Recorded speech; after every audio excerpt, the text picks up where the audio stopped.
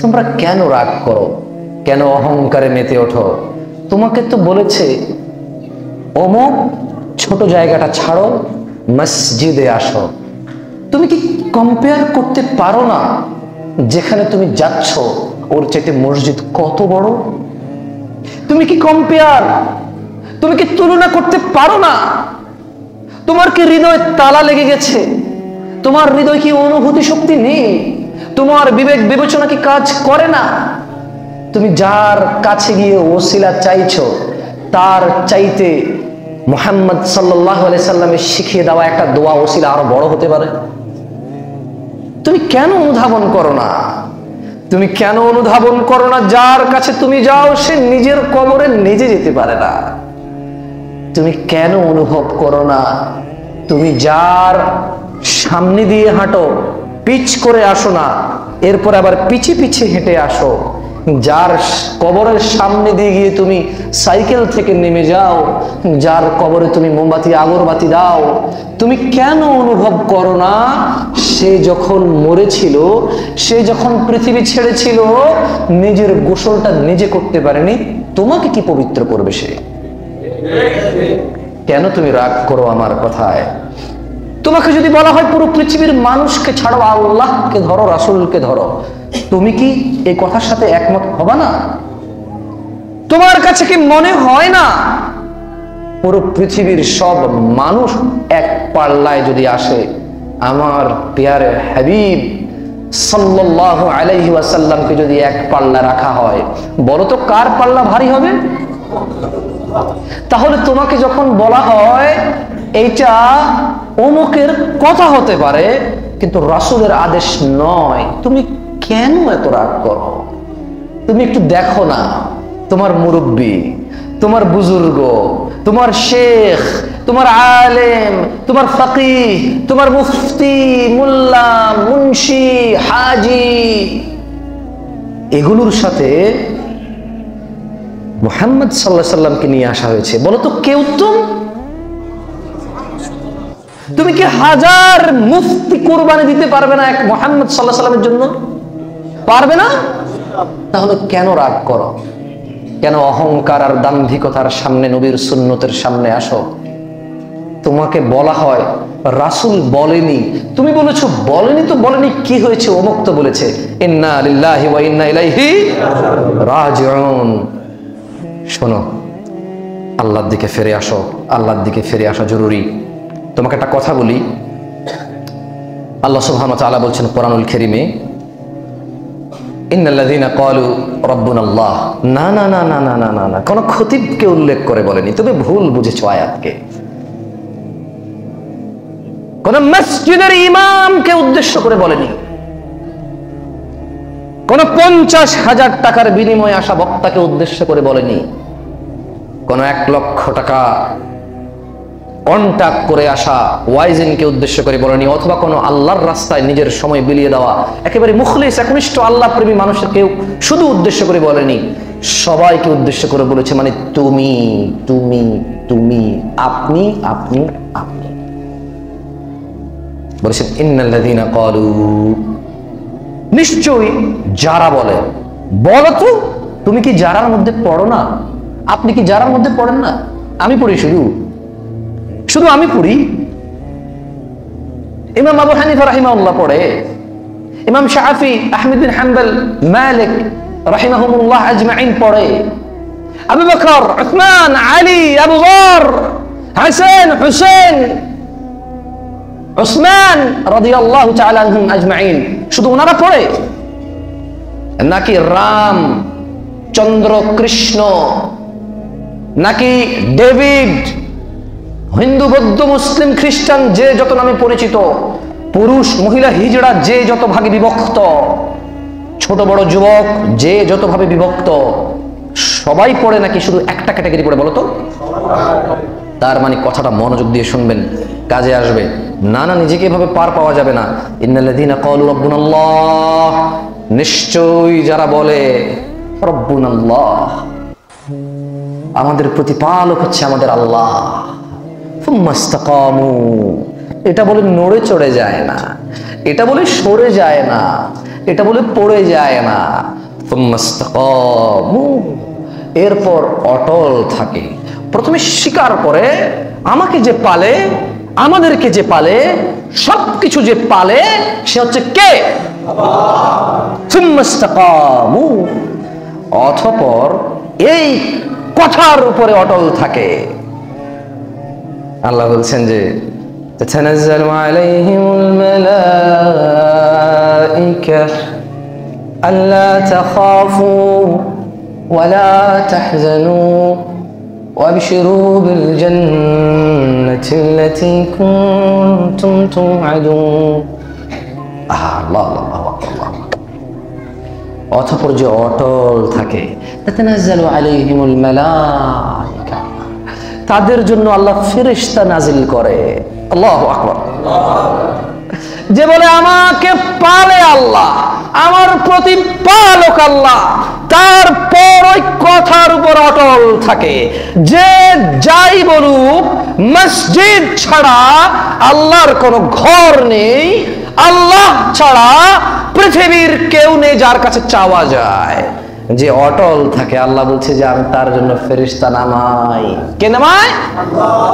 কি নামায়? ও, আর্মি র্যাবের চাইতে দুর্বল মনে হয় না? 20টা 30টা বডিগার্ডের চাইতে মনে হয় ফেরেশতা দুর্বল। এটা জিনিস হইল, মানে ফেরেশতার নামবে, এটা কি এমন স্পেশাল? এটা জিনিস হইল। 2টা পুলিশ যদি অফিসার গভর্নমেন্টে দিত আমাকে পাহারাদার হিসেবে, 4টা র্যাব যদি আমাকে প্রোটোকল দিয়ে রাখতো, কি লুক, একটা গুড লুকিং আসতো, ঠিক না? What a show up. আচ্ছা, আপনাকে মাইন্ড করেন আমার হাত পা নড়াই, অনেকে বলে যে এরকম করি কেন, এভাবেই বলি আমি। আচ্ছা যাই হোক, তো কি নামবে? কে নামাবে? আল্লাহ। আচ্ছা, ফেরেশতা কেন নামাবে? ওয়াই? আমি এটা দেখি, ফেরেশতা কি কেউ দেখে? কেউ কি ফেরেশতা দেখে? বাট মানুষ দুনিয়াতেই ফেরেশতা দেখে যাবে, মৃত্যুর আগে কি সে ফেরেশতা দেখবে না? যত দূর তার নজর যাবে, ভালো হলে দেখবে আহ কি সুন্দর সুগন্ধময়ী দাঁড়িয়ে আছে, যত দূর তার দৃষ্টি যায়। আর যদি খারাপ আত্মা হয়, কি বদবু, কি দুর্গন্ধ, কি মানে কি ভয়ঙ্কর চেহারার দেখবে। তার মানে পৃথিবী বিদায়ের ক্ষণে সেটা দেখে যাবে। ওই যে ওয়ানারাহু করিবা, কিয়ামতের ব্যাপারে যে মানুষ বলে যে কখন এটা হবে, আল্লাহ যে বলে ওয়ানারাহু করিবা, ও মুহাম্মদ সাল্লাল্লাহু আলাইহি ওয়াসাল্লাম, এরা কিয়ামতকে দূরে মনে করে। ওয়ানারাহু করিবা, আমি দেখি একবারে কাছেই, এটা চলে আসছে প্রায়। বুঝে আসছে না আসলে? আচ্ছা, ফেরেশতা কেন লাগবে বলেন তো? ও দেখি না, বলতে পারবো না যে বাজার করে নিয়ে আসো, এই উমুকে আমার সাথে মারামারি করছে, যা ওর উল্টা দিয়ে চলে আসো, বলতে পারবো ফেরেশতাকে? পুলিশকে বলা যায়, পুলিশকে বলা যায় ভাই অমুক কিন্তু আমার এটা কইছিল, ভাই খুব খারাপ লাগছে ব্যাপারটা। আমি ভালো মন্দ বলতে চাই না, বাট এরকম বলা যায়, বিচার দেওয়া যায়। নেতা যদি থাকে একজন পরিচিত অথবা ক্ষমতাবান ডাক্তার, ইঞ্জিনিয়ার, সায়েন্টিস্ট, এলাকার একজন বিশিষ্ট ব্যক্তি, আচ্ছা জায়গা করে দিন আপনারা, এটা কিন্তু সুন্নত, মানে সম্ভব হলে আর কি। আল্লাহ সবাইকে কবুল করুন, মাশাআল্লাহ, আল্লাহ ভিড়কে কবুল করুন, আল্লাহ এই ভিড়কে কবুল করুন। আল্লাহ তুমি এই ভিড়কে কবুল করো। আল্লাহ তুমি বক্তার বক্তব্য থেকে এদেরকে উপকৃত করো। আল্লাহ বক্তার কথার মধ্যে ভুল থাকলে তুমি এদেরকে আশ্রয় দাও। আল্লাহ তুমি বক্তার শ্রোতার মধ্যবর্তী যে দূরত্বতা রয়েছে তা দূর করে দাও। আল্লাহ তুমি বক্তার হৃদয় আর শ্রোতার হৃদয়ের সাথে মিল করে দাও। আল্লাহ তুমি সক্ষম, তুমি পারো, তুমি করো। লা ইলাহা ইল্লা আনতা, তুমি ছাড়া কোনো ইলাহা নাই। আচ্ছা, তাহলে আল্লাহ কি নামাবে? এই ফেরেশতা কেন নামাবে দেখেন। ফেরেশতা বলবে যে আল্লাহ তাখাফু, না কোনো ভয় নাই। কে বলবে? কোনো ভয় নাই। ওয়ালা তাহজানু, কোনো চিন্তাও নাই। ওয়াবশিরু বিল জান্নাহ, ফেরেশতাকে বলে দেবে এই সুসংবাদ নাও জান্নাতের। লা ইলাহা লা ইলাহা ওয়া আন্না মুহাম্মাদ আবদুহু ওয়া রাসূল। তাহলে ফেরেশতা বাজার করার জন্য আসবে না, আমার পক্ষ হয়ে মারামারি করার জন্য আসবে না কারোর সাথে। ফেরেশতা এসে বলবে যে আরে ভয় নেই, আরে চিন্তা নেই, শোনো সুসংবাদ নাও জান্নাতের। কিসের? আল্লাতী কুনতুম তুআদুন, যেটা সম্পর্কে আল্লাহ তোমাদেরকে ওয়াদা করেছে। তাহলে জান্নাত সম্পর্কে আল্লাহ কি করেছে? ওয়াদা করেছে। এই জান্নাত আল্লাহ দিবে কাকে? যে বলে প্রতিপালক কে? তারপর কি? ভুলে যান আপনারা। আমার সাথে কিন্তু খুতবা শুনতে হলে মনোযোগী হতে হবে, নাহলে আমি শোনাবো না। বোঝেন তো? হুজুরদের কাছে সব চাবিকাঠি। কোরআন তেলাওয়াত করে খুতবা শেষ করে চলে যাব। মনোযোগী হবেন। খুতবায় কোরআন তেলাওয়াত করা যায়, বুঝলেন? খুতবায় সূরা কাহাফ পড়েও খুতবা দেওয়া যায়, মানে খুতবায় সূরা কাহাফ পড়েও খুতবা দেওয়া যায়। মানে এগুলো কোরআন না, সূরা কাহাফ তো কোরআন, সূরা কাহাফ কোরআন না। এভাবে কোরআন তেলাওয়াত করে আমি তো এতক্ষণ থেকে চেষ্টা করেছি আয়াত পড়ে খুতবা দেওয়ার, এবং কিছু বাংলা কথা বলেছি যেগুলো উদাহরণ বা উদ্ধৃতি। আমার কথাবার্তার মধ্যে হয়তো অনেকে দলিল কম খুঁজে পান। কি করব বলেন? একটা আয়াত পড়ার পরে আমি অত বেশি জ্ঞানী না, একটা আয়াত পড়ার পরে মানে এটা থেকে বেরোতে পারি না, কেন জানি আটকায় যাই। আচ্ছা আপনি বলেন তো, একটু চোখ বন্ধ করুন, সবাই ভাবেন। ইন্নাল্লাযীনা ক্বালু রাব্বুনাল্লাহ, যারা বলবে আমার প্রতিপালক আল্লাহ, সুম্মা ইসতাকামু, অতঃপর অটল থাকবে, তাতানাজ্জালু আলাইহিমুল মালাইকা আল্লা তাখাফু ওয়ালা তাহজানু ওয়াবশিরু বিল জান্নাতিল্লাতী কুনতুম তুআদুন। যারা বলে আমাদের রব আল্লাহ, অতঃপর অবিচল থাকে, তাদের কাছে নাজিল হয় ফেরেশতা এই বলে যে তোমরা ভীত হইও না, চিন্তিত হইও না, এবং তোমাদেরকে যে জান্নাতের প্রতিশ্রুতি দেওয়া হয়েছিল তার জন্য আনন্দিত হও। চোখ বন্ধ করে একটু ভাবুন তো, এটা বের হওয়া সম্ভব? বের হওয়া যায় এই আয়াত থেকে? কত তৃপ্তি লাগে ভাবলেই যে বাস আল্লাহ ছাড়া রিজিক দাতা নেই, আল্লাহ ছাড়া সুস্থতা দাতা নেই। এখানে কিছু ঝোলালে সুস্থ হয়ে যাবে, ভুল কথা। আল্লাহ যদি কাউকে পাগল করে দেয়, আল্লাহ যদি কাউকে মাতাল করে দেয়, কোন মুসিবত দিয়ে ওকে পরীক্ষা করতে চায়, এই তাবিজ কি জিন ঠেকাবে? এই তাবিজ কি মুশকিল ঠেকাবে? এই তাবিজ তো বেয়াদবি কোরআনের সাথে। রাগ করিয়েন না আপনারা, বলবেন যে জামশুদ ভাই এতক্ষণ ঠান্ডা কথা বলছেন, খুব দারুণ লাগছে। সেই দেখেন, আমি কি তাবিজকে এখনো খারাপ বলেছি? আমি বলেছি বেয়াদবি। তা আমাকে বলতে দিলে আমি বলবো, কোরআনুল কারীম কি পড়ার জন্য এসেছে না ঝুলার জন্য এসেছে? কোরআনুল কারীম পড়ে জীবন চলবে নাকি কোরআনুল কারীম তাবিজে ঢুকে ঝুলবে? আচ্ছা, কোরআনুল কারীম এখানে রাখা আছে, উপরে রাখা আছে, এতে কি কোনো অসুবিধা আছে? তাহলে ঝুললে কি কোনো অসুবিধা ছিল? দেখেন, রাসূল সাল্লাল্লাহু আলাইহি ওয়াসাল্লাম তো বলেছে মান তাআল্লাকা তামিমা ফাকাদ আশরাকা, যে তাবিজ ঝুলানো সে শিরক করলো। এটা না হয় বুঝলাম, ঠিক আছে, আপনার এটা খারাপ লাগে শুনতে, আপনার এটা কি লাগে? তো আমি এটা হাদিস, আমি তো অস্বীকার করতে পারি না। এটাই আমার আকীদা, এটাই আমার আকীদা যে কোরআন মানুষ পড়বে, সে অনুযায়ী চলবে, আল্লাহ শিফা দেবে, আল্লাহ রক্ষা করবে, আল্লাহ জান্নাত দেবে ইনশাআল্লাহ। আচ্ছা, তাহলে আপনি যেহেতু রাগ করেন, আপনি বলেন যে খারাপ কি দিছে? কুফরি কিছু তো লেখে নাই, সূরা রহমান লিখছে, সূরা ইয়াসিন লিখছে, খারাপ কি? তাহলে আমরা হাদিসটাকে তো অস্বীকার করতে পারি না, এটা তো হাদিস। তাহলে ঠিক আছে, আমরা এটাকে একটু এক সাইডে রাখলাম। কোথায় রাখলাম? তর্কের খাতিরে। কিসের খাতিরে? কালকে আবার পোস্ট দিন না, জামশেদ ভাই হলুদ সব কথা বলে, এভাবে দিয়েন না আপনারা, বুঝে শুনে কথা বলবেন। ও তো বুঝতেছে না, ও হাদিস বোঝে না, ও মানবে না রাজ। ও কত 40 বছর খতিব খুতবা দেয়, 50 বছর বুখারী পড়ায়, তাবিজ লেখে, উনি কি না জেনে লেখে? তো ওর তো একটা লজিক আছে, ওর তো একটা যুক্তি আছে। তো আমি বললাম ও তো হাদিস বোঝে না, তো ওকে একটু বলি, আচ্ছা শোনো, কোরআনুল কারীম কি ওযু ছাড়া ধরা যায়? ওযু ছাড়া কি ধরা যায়? ধরা যায় না, পড়া যায় কিন্তু ধরা যায় না। আচ্ছা, কোন মহিলার যদি মাসিক হয়, ওই মহিলা কি কোরআন ধরতে পারবে? কোন পুরুষ যদি টয়লেটে যায়, ও কি কোরআন ধরতে পারবে? কোরআন তাহলে টয়লেটে নিয়ে যাওয়া ওযু ছাড়া? মহিলার মাসিক হলে, বাচ্চা কাচ্চা হইলে ধরা যায়? টেলিভিশন দেখতেছি, অশ্লীলতা, এসবে কোরআন ধরে রাখতে পারবো বুকে, হাতে, কোমরে? আচ্ছা, তো হুজুর তো ভালো মানুষ, কুফরি লেখে না, কোরআন লেখে। কি লেখে? দেখেন, আমি কি তাবিজকে খারাপ বলছি? আমি তো বললাম যে আপনি যেহেতু বোঝেন না, ঠিক আছে, আমি তর্কে গেলাম না, হাদিস তো আপনি বোঝেন না। আচ্ছা, আপনি হাদিস বোঝেন, এটা জাল হাদিস, এটা ওয়াহাবি হাদিস, ঠিক আছে, তাহলে আমরা হাদিস নিয়ে আর কথাই বললাম না, যেহেতু এটা আপনার কাজের না। যেহেতু হাদিস এটা আপনার কাজের না, এটা আপনার কাজে আসে না, এটা আপনার মতো না, এটা আপনার মনের সাথে যায় না, এটা আপনার বুঝে আসে না, তাহলে এটা তো বাদ। এটা কি আর আছে? তাহলে আমার জন্য স্টিল আছে, কিন্তু আপনার জন্য তো এটা নাই, যেহেতু এটা কাজে আসে না। আচ্ছা, তাহলে একটা কথা বলি আপনাকে ভাই, কোরআনুল কারীম কি ঋতুবতী মহিলার কোমরে ঝোলার জন্য এসেছে?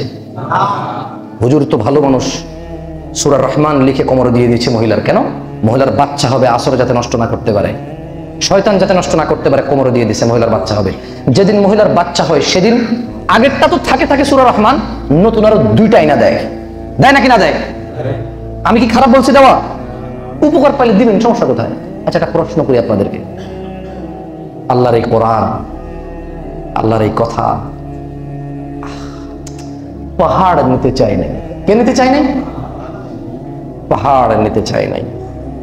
আপনি মানুষ, আমি মানুষ, আমরা নিয়েছি। তিনি আমাদের জন্য এটা বৈধ করেছেন পড়ার যে কোনো সময়, কিন্তু ধরার জন্য পবিত্রতার একটা শর্ত দিয়েছেন। আপনি হুজুর যে ভালো মানুষ, হুজুর কিভাবে সূরা রহমানের মতো একটা সূরা ঋতুবতী মহিলার কোমরে দেয়? এটা সূরা রহমান না? মহিলার টয়লেটে যায় না? আপনি আপনার স্ত্রী সহবাস করেন না? তো সূরা রহমানটা কোথায় বলেন তো? সূরা রহমানটা কোথায় বলেন? এটা শিরক আপনি বুঝতেছেন না, এটা বেয়াদবি যেটা বুঝতেছেন, এটা কত বড় অন্যায়। মুহাম্মদ সাল্লাল্লাহু আলাইহি সাল্লামের চেহারা যদি কেউ ব্যঙ্গ করে, আপনারা রাস্তায় মিছিল করেন, মিটিং করেন, আমি কি বলেছি ভুল করেন বা আমি জানি না আসলে আপনারা কি করেন, প্রত্যেকের একটা লজিক আছে। কি আছে? লজিক আছে। কিন্তু আমি উগ্রতা করি না। যে জিনিসের ক্ষমতা নেই ওই জিনিসে যাই না। যে জিনিস পারবো না ওটা দরকার আছে?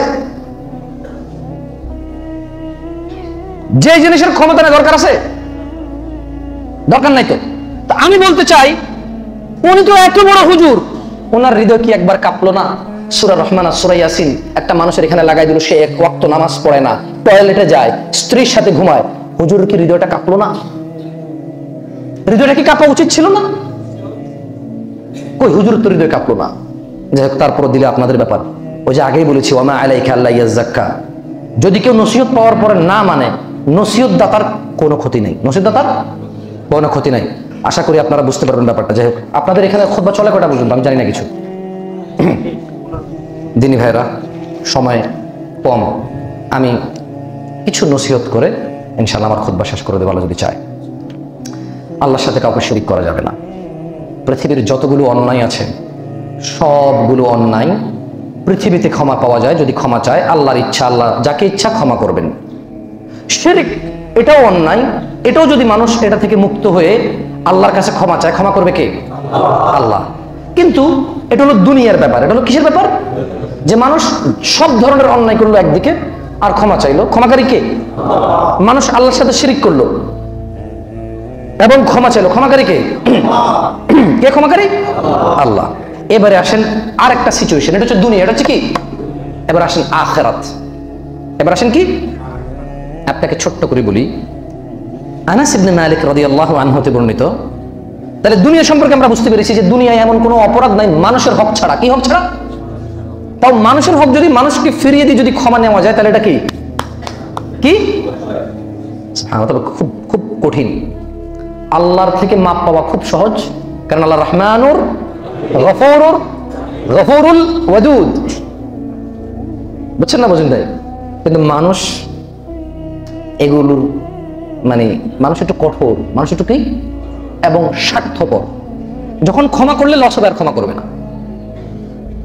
বুঝতে পারছি না, পারি নাই? আচ্ছা, তাহলে এটা হলো দুনিয়ার সিচুয়েশন। আখিরাতের সিচুয়েশন আসেন।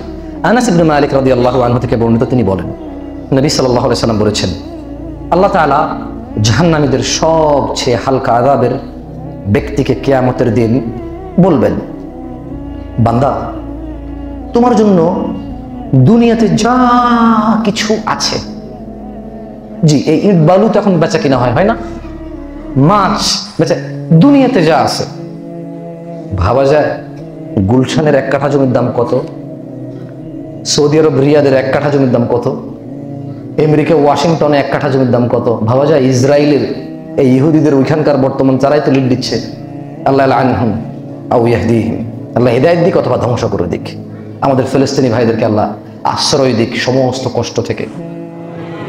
আচ্ছা, তো ভাবা যায় কত দাম। আপনাদের এই গাজীপুর থেকে একটু সামনে গেলে গাজীপুর চৌরাস্তা 1 কাঠা জমির দাম ভাবা যায়।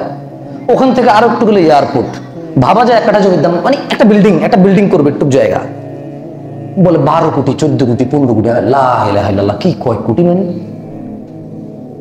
একবার আমরা যে কোনো কাজে যাচ্ছিলাম গুলশানের ওদিক দিয়ে, নিকেতন নাকি যেন, তো আমার ভাই আমাকে, আমার ওয়াইফের বড় ভাই, উনি আমাকে বললো যে তুমি কি জানো ওইদিকে জায়গা জমির দাম কেমন? আমার তো আইডিয়া নেই ভাইয়া। বলে যে ধরো ওই সামনে যে বিল্ডিং দেখছো এটা ধরো 1200-1300 কোটি টাকা হবে। কি এরকমই হবে, তাও বিক্রি করার মতো লোক নাই। আমি বললাম কেন? বলে যে তুমি বোঝো, যার কাছে 1000 কোটি টাকা দামের জায়গা আছে সে কেন কিসের অভাবে জমি বেচবে? ভাইয়া আমাকে উদাহরণ দিল, যার কাছে 1000 কোটি টাকা দামের জমি আছে, কি 1000 কোটি টাকা তার জমির দাম, এই লোকের কিসের অভাব যে সে জমি বেচবে? এ তো অলরেডি 1000 কোটি টাকার মালিক।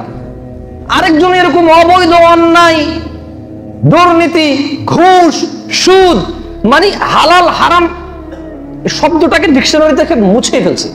মানে what is halal, what is haram, there is nothing, মানে লাইক এ থিং, এই ধরনের কিছু, there is nothing exist like that, এই ধরনের কিছু দুনিয়াতে নাই। হারাম আর হালাল কি একবারে অট্টালিকা করে ফেলছে। অপেক্ষা আছে কখন নাকি বাড়িধারা একটা বাড়ি বেচবে, কখন নাকি গুলশানে একটা বাড়ি বেচবে, সে কিনবে। 10,000 কোটি টাকা নিয়ে বসে আছে। আমি কি করুন ভাইয়া? জি, এখানে বিক্রেতা নাই তো, ক্রেতার অভাব নাই। আমি বললাম মানুষের কাছে এত টাকা, ক্যাশ টাকা আছে, 1000 কোটি টাকা দিয়ে জমি কিনবে, বাড়ি কিনবে। তোমার কাছে না 1000 কোটি টাকা, ওর কাছে তো কিছুই না। দেখেন আমি উদাহরণটা কেন দিচ্ছি, এবার আসেন। ওই যে আনাস ইবনে মালিক রাদিয়াল্লাহু আনহু থেকে বর্ণিত, তিনি বলেছেন কিয়ামতের দিন কোন দিন? বিচারের দিন কোন দিন? হাসরের দিন কোন দিন? পুনরুত্থান দিন, যেদিন মানুষ আবার জীবিত হবে, যেদিন মানুষ আবার জীবিত হবে আর মরবে। মানুষ চাই জান্নাতে যাক, মানুষ চাই জাহান্নামে যাক, মরবে।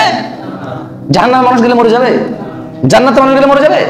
অনেকে মনে করে জান্নাতে গেলে সুখ আর সুখ, জাহান্নামে গেলে, আরে জাহান্নামে গেলেও মরবে না, জান্নাতে গেলেও মরবে না, এরপর আর কোনো মৃত্যুই নাই। কি নাই? মৃত্যু শেষ। এই আল্লাহ আমাদেরকে কিছুই ছিলাম না, জীবন দিছে না, আবার আমরা মরে যাব না? কবরের নিচে গেলে আবার আল্লাহ রূহ দিবে না? ফেরেশতা তাহলে জিজ্ঞেস করবে কাকে? ফেরেশতা যে জিজ্ঞেস করবে প্রশ্ন, কাকে জিজ্ঞেস করবে? আমি বললে আমাকে না। আল্লাহ আমাদের কবরের প্রশ্নগুলো সহজ করে দিন, এমন পথে পরিচালনা করুন যাতে ওগুলো সহজে মুখ থেকে বেরিয়ে আসে। ইয়া আল্লাহ তুমি কবরকে সফল করে দিও, ইয়া আল্লাহ তুমি দুনিয়াকে সফল করে দিও, ইয়া আল্লাহ তুমি ক্ষমা করে দিও আল্লাহ। তাহলে আনাস ইবনে মালিক রাদিয়াল্লাহু আনহু বলছেন, একবারে এর চেয়ে কম আযাব আল্লাহর কাউকে দেবেন, ওকে জিজ্ঞেস করবে বান্দা তোমাকে যদি দুনিয়াতে যা কিছু আছে তা দেওয়া হয়, তুমি কি আজকে মুক্তিপণ হিসেবে দিতে চাইবে? কি হিসেবে? আচ্ছা মুক্তিপণ কেন দেয় বলেন তো? যাতে ভাই আমি ফাইসা গেছি, এই নেন 10,000 আমরা ছাড়েন, তাহলে 10,000 হচ্ছে মুক্তিপণ। এই 10,000 কি মুক্তিপণ? এখন দুজন মিলে ব্যবসা করলাম, লস হয়ে গেল, ভাই তোরও 5 গেছে আমারও 5 গেছে, ঠিক আছে আমি দায়িত্ব নিছি, এই 3 আমি তোর ম্যানেজ করে দিয়েছি, 2 মাফ করে দিয়ে ভাই আমার মাফ কর। তাহলে 5 লাখের বদলে 3 লাখ মুক্তিপণ। জেলখানায় গেছে অ্যাক্সিডেন্ট করে, অমুকের গাড়ি ভেঙে ফেলছে, ওর কথা হচ্ছে ভাই আমি এত কিছু জানি না, ওরা জেলে নেন, নাহলে আমার গাড়ি ঠিক করে দেখ। তাহলে এখানে রফা দফা হবে 1 লাখ 1.5 লাখ 50 60 গাড়ির ড্যামেজ হিসেবে। এটা কি? আল্লাহ নবী বলেছে জানা করলে অবিবাহিত ছেলে প্রকাশ্যে এসে এর ব্যাত মারো। এরা করে কি 20,000 টাকা জরিমানা ছেড়ে দিচ্ছে গ্রামে। হ্যাঁ এদেশের মাতব্বররা নবীর উপরে মাতব্বরি করে তো। মাতব্বর সাহেব ফয়সালা যে দিছেন, এটা নবীর উপরে ফয়সালা দিছেন। এই জানা করা ছেলেটা, অসভ্য ছেলেটা, বেয়াদব ছেলেটার উপরে দেন নাই তো, আল্লাহর উপরে দিছেন। এটা মানে আল্লাহর উপরে হুকুম দিছেন। প্রশ্ন, তাহলে সরকার তো আরো কম, সরকার তো 100 টাকা জরিমানা দিয়ে ছেড়ে দেবে, তো সরকার জবাব দেখ না। সরকার অনেক ক্ষমতা, যেই দেশে যখন যে সরকার থাকে সে খুব ক্ষমতাবান থাকে, যা খুশি করে। এটা বাংলাদেশ বলে কথা না। দেখেন আমি রাজনীতি বুঝি না, সৌদি আরবে বড় হয়েছি, এই জন্য আমি কথা বলতে জানি না। অনেকে মনে করে যে আমি ভীতু, ওয়াল্লাহি আমি এগুলো বুঝি না, তাই বলি না। তবে এতটুকু বুঝছি যে পৃথিবীর যখন যে দেশে যে সরকার থাকে তার অনেক ক্ষমতা থাকে, সে চাইলে একটা কিছু, এটা বন্ধ কালকে থেকে, এটা কালকে থেকে চলবে, সে চাইলে এটা করতে পারে। পারে নাকি পারে না? পারে। তো আপনি বলবেন যে সরকার তো 100 টাকা নিয়ে ছেড়ে দেবে, আমি তো 20,000 টাকা দিছি। আরে আল্লাহর নবী বলেছে ব্যাত মারো। তাহলে প্রশ্ন, আইন কি নিজের হাতে তোলা যাবে? এখন তো বলবেন জামশেদ ভাই ব্যাত মার, মার তার না, দরকার নেই। এটা কাজ কার? গভর্নমেন্টের। জামশেদ ভাই আমাদের গভর্নমেন্ট কি কোরআনী শাসনে চলে? তো তোমার কি আল্লাহ জিজ্ঞাসা করবে মিয়া? গভর্নমেন্ট যদি কোরআন অনুযায়ী না চলে, আল্লাহ কবরে কি তোমার জিজ্ঞাসা, এই বলতো ও গভর্নমেন্ট কেন কোরআনে চললো না? তুমি সিম্পলি বলবা, ইয়া আল্লাহ আপনি আমার থেকে ভালো জানেন, কেন কোরআনে চললো না? আমি কিভাবে বলবো আল্লাহ, আমি তো নিজের দায়ী বাঁচি না। চিন্তা করছেন গভর্নমেন্ট কেন কোরআনে চলে না? এটা কি যে ব্যক্তি কোনো অপরাধ করলো অন্যকে জিজ্ঞেস করা হবে? তাহলে মানুষের সবচেয়ে বেশি চিন্তা কার অপরাধ নিয়ে হওয়া উচিত? আমরা কার অপরাধ নিয়ে চিন্তিত হই? আল্লাহ আমাদেরকে বুঝার তৌফিক দান করুন। সেদিন অপরাধী আযাব থেকে বাঁচার জন্য আল্লাহকে দিতে চাইবে, ইয়া আল্লাহ আমার ছেলে মেয়ে কলিজার টুকরা নিয়ে নাও, আমাকে বাঁচাও জাহান্নাম থেকে। ও সাহিবাতি, ইয়া আল্লাহ সুন্দরী বউ, ও সাহিবাতি, ইয়া আল্লাহ প্রাণের বউ, ও সাহিবাতি, ইয়া আল্লাহ যার শখ পূরণের জন্য ঘুষ খেয়েছি, ও সাহিবাতি, ইয়া আল্লাহ যাকে বিয়ে করার জন্য হারাম হালাল বাছি নাই, ও সাহিবাতি, ইয়া আল্লাহ যাকে বিয়ে করা আমার স্বপ্ন ছিল, ও সাহিবাতি এবং তার স্ত্রী, ও আখি, ইয়া আল্লাহ একটা ছেলে ভালো রেজাল্ট করেছে, ওর চাকরি হয়ে গেছে, আমি সরকারি উচ্চ পদস্থ কর্মচারী ছিলাম, আমার ভাইটা আপন কলিজার টুকরা ভাই, বাপটা মরে গেছিল, ওকে ছোটবেলা থেকে লেলে ফেলে বড় করছি, আমার ছোট ভাইটা একটু সহজ সরল, ওর মেধা তো ভালো না, তবে আল্লাহ ওই যে লোকটার যোগ্য ছিল চাকরি ওকে বাদ দিয়ে আমার ছোট ভাইটাকে দিয়েছি, কিচ্ছু হয় নাই, শুধু ওর অযোগ্যতার কারণে পৃথিবীতে ফাসাদ আর ফিতনা সৃষ্টি হয়েছিল। অসাহিবাতিহি ওয়া আখি, অপরাধী তার স্ত্রী এবং তার ভাইকে বল, ইয়া আল্লাহ এ হলো স্ত্রী, এ হলো ভাই, নিয়ে নেন। তো কি করতে হবে? নিয়ে আমাকে আজকে আযাব থেকে বাঁচান। এতে যথেষ্ট হবে না। ফাসিলাতিহি আল্লাতী তুই বলবে, ইয়া আল্লাহ, ইয়া আল্লাহ স্ত্রী দিলাম, সন্তান দিলাম, নিয়ে নেন। ইয়া আল্লাহ সন্তান সন্ততি দিলাম, স্ত্রী দিলাম, ভাই দিলাম, নেন। যদি তাও না হয়, ইয়া আল্লাহ ওয়া ফাসিলাতিহি আল্লাতী তুই, ইয়া আল্লাহ আত্মীয় নিয়ে নেন, ইয়া আল্লাহ গোষ্ঠী নিয়ে নেন, ইয়া আল্লাহ স্বজন নিয়ে নেন, ইয়া আল্লাহ প্রত্যেক ওই ব্যক্তিকে জাহান্নামে ফেলেন যে আমাকে আশ্রয় দিত, তবু আমাকে বাঁচান।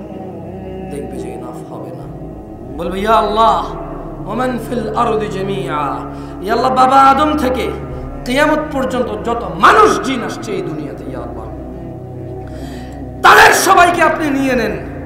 সুম্মা ইউনজি, ইয়া আল্লাহ তবুও আপনি আমারে আজকে যে আযাব দেখতে পাচ্ছি, আল্লাহ যে ভয়ঙ্কর পরিস্থিতি, আল্লাহ এই দুনিয়াতে যা আছে সব নিয়ে নেন, তবে আল্লাহ সব কিছুর আমি পরোয়া করি না। তো ওতে আপনার বাবা আছে, বলে যে আব্বা বাবা লাগবে না, তোমার মা আছে, আল্লাহ মা লাগবে না। আরে তোমার স্ত্রী, আল্লাহ লাগবে না তো। আরে তোমার বাচ্চাটা, যে বাচ্চার ভবিষ্যতের চিন্তা করে সুদ ঘুষ এনজিও সমিতি, যে বাচ্চার চিন্তা করে ফজর পড়নি 7টা বাজে উঠে ডিউটিতে গেছো, যে বাচ্চার চিন্তা করে 1টায় মসজিদে আসনি 2টা বাজে ভাত খাবার রেস্ট ঠিকই নিয়েছ, যে বাচ্চার চিন্তা করে ঈশা পড়নি কি করেছো, ওভার টাইম করেছো, ওই বাচ্চা আছে তো এখানে দুনিয়ার মধ্যে। বলবি ইয়া আল্লাহ তাকে নিয়ে যান, তাকে নিয়ে যান। কোথায়? জাহান্নামে ফেরাতে। কি করবেন আপনি জানাবেন? জানেন তো কি করতে হবে? সবকিছু করে হবে। আল্লাহ আমাকে বাঁচান। কি করেন? আমাকে বাঁচান। ওমান ফিল আরদি জামিআন সুম্মা ইউনজি, আর দুনিয়ার সবাইকে আপনি নিয়ে নেন যাতে তা আমাকে রক্ষা করতে পারে। আসলে কি রক্ষা করতে পারবে? পারবে? পারবে? কে রক্ষা করতে পারবে সেদিন? সালাত রক্ষা করতে পারবে, যাকাত রক্ষা করতে পারবে, হজ রক্ষা করতে পারবে, সাদাকা রক্ষা করতে পারবে, সততা রক্ষা করতে পারবে, ন্যায়পরায়ণতা রক্ষা করতে পারবে, কোরআনের তেলাওয়াত রক্ষা করতে পারবে, সিয়াম রোজা রক্ষা করতে পারবে। ছেলে সন্তান আর এই পৃথিবীর কেউ কিচ্ছু রক্ষা করতে পারবে না। আল্লাহ তাই বলছে, কাল্লা, কখনো না, ইন্নাহা লাযা, নিশ্চয় এটা লেলিহান অগ্নিশিখা, নাজ্জাআতাল লিশ-শাওয়া, যা মানুষের চামড়া তুলে দেবে, তাদউ মান আদবারা ওয়া তাওয়াল্লা, জাহান্নাম সেই ব্যক্তিকে ডাকবে যে সত্য থেকে মুখ ফিরিয়ে নিয়েছিল। আমি আপনাদের বেশি কষ্ট দিব না, আমার আসলে নিজেরই কষ্ট হচ্ছে, ঠান্ডা হাতিগুলো চলে না, হচ্ছে মানে নড়তেছে না।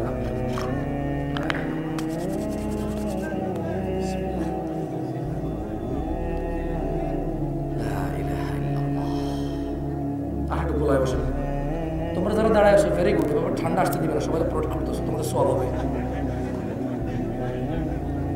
দেখো ইন্নামাল আমালু বিন্নিয়াত, ইন্নামাল আমালু, তোমার নিয়ত যদি হয় যে আল্লাহ এরা সব তোমার মেহমান, তোমার কথা শুনতে আসছে, দাঁড়ায় এদেরকে বাতাস ঢুকতে দিচ্ছি না, প্রোটেক্ট করতেছি ফ্রম কোথায়, ঠান্ডা থেকে, তাই তোমার সওয়াব হবে। দাঁড়ায় থাকো, আর একজনের উপর একজন দাঁড়াও, তাহলে আর উপরে জায়গাটা কভারেজ হয়ে যাবে। কেমন?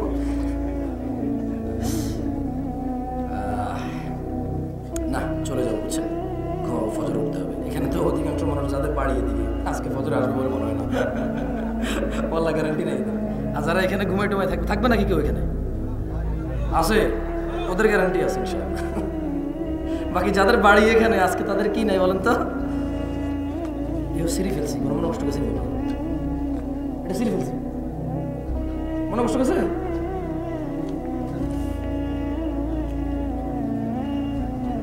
না না, যাই হোক, দুইটা হাদিস পড়াবো, পড়বেন? চলেন আমরা। জি, ও মজুমদার আমার না, আমি মজুমদার। হওয়া আমার আদর করে সবাই আমাকে জামশাদুর রাখে না, মজুমদার ডাকে, শ্বশুর বাড়ির লোকজন। ভালোই লাগে শুনতে, মজুমদার এদিকে আসো। আরে গেছি আলাদিপুর ওয়াজ করতে। কোথায়?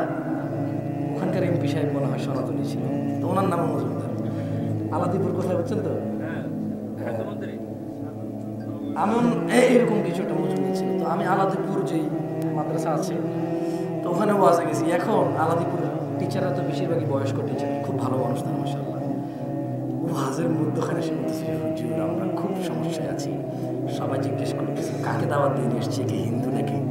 মজুমদার মানে ওই যে ওনাদের হিন্দু, আমি হলাম মজুমদার, উনি মজুমদার। আমি চিন্তা করলাম কি আল্লাহ, আমাদের কুমিল্লায় তো মনে করেন যে লাকসাম, নাঙ্গলকোট, তারপর হচ্ছে 14 গ্রাম, এদিকে মজুমদার 90% মুসলমান। কয় পার্সেন্ট মুসলমান? মানে ধরেন 20 জনে বলছে যে মজুমদার, 19 জন মুসলমান পাবেন, একজন হয়তো সনাতনী হতে পারে। ঠিক আছে, আবু বকর জাকিরিয়া কি মজুমদার? তো এখন আমি আলাদিপুর যে চিন্তা করলাম, বলে যে মজুমদার অর্থ কি? আমি জানি না মজুমদার অর্থ, আমি জানি না। এখন আলাদিপুরে আমাকে রিকোয়েস্ট করলো যে হুজুর যদি মজুমদার অর্থটা একটু বলে দিতেন, সবাই খুব মানে আমাদেরকে খুব প্রশ্ন করতেছে, আমরা কিছু বলতে পারতেছি না। তাই আমি বললাম, আমি মজুমদারের অর্থ জানি না, আমার দাদা মজুমদার ছিল, আমার বাপ মজুমদার, আমার বড় বাপ মজুমদার, আমি মজুমদার, আমার মাইয়া বলা মজুমদার হইব। এই হলো আমার কাছে মজুমদারের তথ্য, আর আমি তথ্য জানি না। তবে আমার পাড়া প্রতিবেশী গ্রামের প্রায় মানুষ মজুমদার, মসজিদের ইমামও মজুমদার। হ্যাঁ, এর বেশি ব্যাখ্যা আমি জানি না। পরে অবশ্য আমি গুগলও চেক করছি, কমুনা পরে কমু, দেখো আত্মসমালোচনা করে নিজেদের গর্ব করে। যাই হোক, শোনেন, দুইটা হাদিস মুখস্থ করাবো, করবেন? যারা যারা করবেন তারা করেন, যারা করবেন চলে যাবেন, কষ্ট পায় লাভ আছে। মাইকের আওয়াজ যায়, আপনি হাঁটতে হাঁটতে ওয়াশ শেষ হয়ে যাবে, সাউন্ড যাবে আপনার কাছে, সো আপনার ওয়াশ শোনা হয়ে যাবে। শুধু বসে টাইম নষ্ট করার দরকার নেই। কেমন? এই লোক সিরিয়াসলি নিয়ে নিছে। লা ইলাহা ইল্লাল্লাহ, আউযু বিল্লাহি মিনাশ শাইতানির রাজিম। চলেন দুইটা হাদিস মুখস্থ করি, কেমন? সবাই কি আমার সাথে পড়বেন?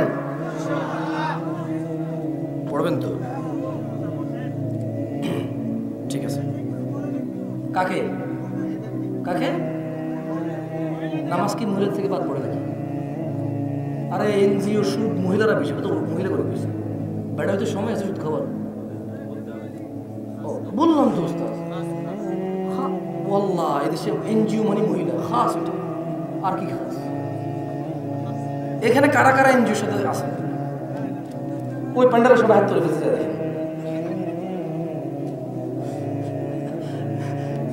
আপনি জানেন না এদেশে বর্তমানে সুদের সাথে, আচ্ছা মহিলাদেরকে নিয়ে বলতে হবে না, কয়াম ইনশাআল্লাহ চিনি না এটা রে, 14 ফেব্রুয়ারি চিনি না এটা। আরে ভাই বুঝেন না কেন, একটু বললাম ইব্রাহিম আলাইহিস সালাম একজন আল্লাহর খলিলুল্লাহ, কি তিনি?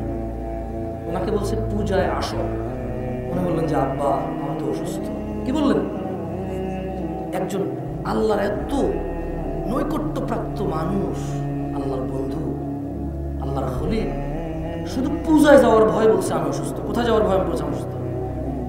আপনি 14 ফেব্রুয়ারি যাবেন, আপনি বড়দিনে যাবেন, আপনি এগুলো কি আর আলাদা করে বলতে হয়? এত বিচক্ষণ, একটু বিচক্ষণতা যদি না থাকে তাহলে পরবর্তী সময় পাটা, আর এটা কি করে, পাটার উপরে যেটা পাটা এটা কি করে, একটার মধ্যে তো রাখে আর একটা দিয়ে বেমন করে। আমরা হুতায় কই হুতায়, এই জন্য আমি শিখে নিলাম আর কি, পর আপনার কোনো হুজুর কি করবে। তো পরের বারে শিল্পাটা নিয়ে আসতে হবে, এটিকে সব দিনে যেটি কইতাছি বাইকটা খুব আগ্রা বাবা হবে না তো। তাহলে ভাই আপনার হিসাব কে দিবে? আপনার হিসাব কে দিবে? আমার হিসাব কে দিবে? আপনার হিসাব কে দিবে? বুদ্ধি খাটানো কার উচিত? পরিশ্রম করা কার উচিত? মনোযোগ দেওয়া কার উচিত? শিখা কার উচিত? মেনে চলা কার উচিত? আমি বুঝি এখন শিল্পাটা লইয়ে দেবে, আমার খায় দেয় কাম নেই না। ওজন কত জানেন? নিজের শরীর লইয়ে রাখতে পারি না। সবাই বলেন আমার সাথে, আমরা 2টা হাদিস মুখস্থ করবো। কয়টা? কয়টা? সবাই ইনশাআল্লাহ বলেন। আন জাবির রাদিয়াল্লাহু আনহু, একটু বসে সবাই করবে। عن جابر رضي الله عنه, جابر رضي الله عنه থেকে বর্ণিত, قال رسول الله صلى الله عليه وسلم, আল্লাহর রাসূল সাল্লাল্লাহু আলাইহি ওয়াসাল্লাম বলেছেন। কার থেকে বর্ণিত? কার? যাক মাশাআল্লাহ, ভালো শ্রোতা পাইছি। আপনারা যদি শিক্ষিত শ্রোতা হন তবে শিক্ষিত বক্তা পাবেন। যদি আপনারা নম্র, ভদ্র, সুশীল মানুষ হন তবে উত্তম, ন্যায়পরায়ণ শাসক পাবেন। যদি আপনারা ভালো মুসল্লি হন তবে আপনারা ভালো ইমাম খতিব পাবেন। যদি আপনারা ভালো শ্বশুর হন তবে ভালো মেয়ের জামাই পাবেন। যদি আপনারা ভালো শাশুড়ি হন তবে ভালো ছেলের বউ পাবেন। যদি আপনারা ভালো বাবা হন ভালো ছেলে সন্তান পাবেন। যদি ভালো ছেলে সন্তান হন তবে উদার বাবা মা পাবেন। আপনি হতে হবে। কে হতে হবে? আপনি হতে হবে। যতক্ষণ না আপনি হবেন কাউকে আপনি পাবেন না। বলেন, বাইনাল আবিদি ওয়া বাইনাল কুফরি, বাইনাল আবিদি ওয়া বাইনাল কুফরি তারকুস সালাহ। সবাই কয়, আমি বুঝি না, কানে কম শুনি।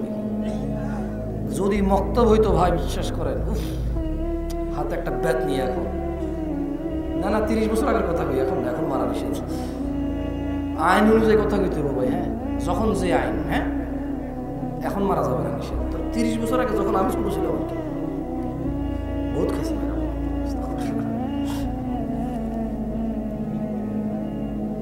দেখেন, আমি আসলে 2টা হাদিস পড়াবো, যদি আপনারা না পড়লে আমি আসলে পড়াইতে পারবো। তাহলে আমি পড়ে দিয়ে চলে যাই, কেমন? নাকি পড়বেন? عن جابر رضي الله عنه قال رسول الله صلى الله عليه وسلم بين العبد وبين الكفر ترك الصلاة। এই হাদিসের অর্থ হচ্ছে বান্দা এবং কুফরের মধ্যে পার্থক্য হচ্ছে নামাজ ত্যাগ করা। বান্দা ও কুফরের মধ্যে পার্থক্য কি? কি? সালাত ত্যাগ করা না। বলেন, عن سعيد بن المسيب, عن سعيد بن المسيب أن رسول الله صلى الله عليه وسلم, সাঈদ ইবনুল মুসাইয়িব রাদিয়াল্লাহু আনহু থেকে বর্ণিত, তিনি বলেন, আল্লাহ নবী সাল্লাল্লাহু আলাইহি সাল্লামকে তিনি কি? আল্লাহ নবী সাল্লাল্লাহু আলাইহি সাল্লাম বলেছেন। কে বলেছেন? বাইনানা ওয়া বাইনাল মুনাফিকিনা, বাইনানা ওয়া বাইনাল মুনাফিকিনা শুহুদুল العشاء شهود العشاء والصبح والصبح والصبح لا يستطيعونهما বলেন আল্লাহ নবী সাল্লাল্লাহু আলাইহি ওয়াসাল্লাম বলেছে নিশ্চয়ই আমাদের মুমিনদের মুসলিমদের মুত্তাকিদের মুহসিনদের রাসূলের উম্মতদের এবং মুনাফিকদের মধ্যে পার্থক্য ফজর এবং ইশায় উপস্থিত হওয়া